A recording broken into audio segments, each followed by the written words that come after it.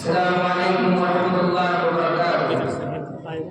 أيها المستمعون الكرام وضيوف المكرم وأساتذة الكرام وزملائي الأحبة، أريد أن ألقي أمامكم خطبة وجيزة حول الموضوع المحدد: الأمر بالمعروف والنهي عن المنكر.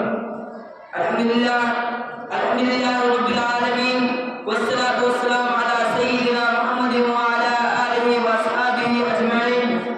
أما بعد، فقد قال الله تبارك وتعالى في القرآن المجيد والفرقان الحميد: أعوذ بالله من الشيطان الرجيم، بسم الله الرحمن الرحيم.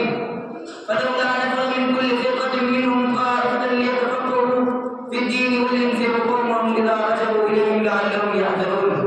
صدق الله العظيم. سادتي وإخواني، إن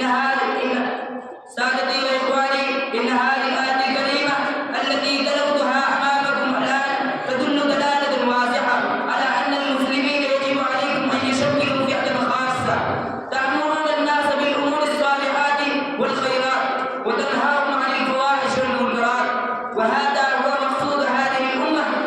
كما قال الله تعالى في شأن هذه الأمة: كنتم خير أمة أخرجت للناس تأمرون بالمعروف وتنهون عن المنكر وتؤمنون بالله ولو آمنوا أهل الكتاب لكان خيرا لهم منهم المؤمنون وأكثرهم الفاسقون.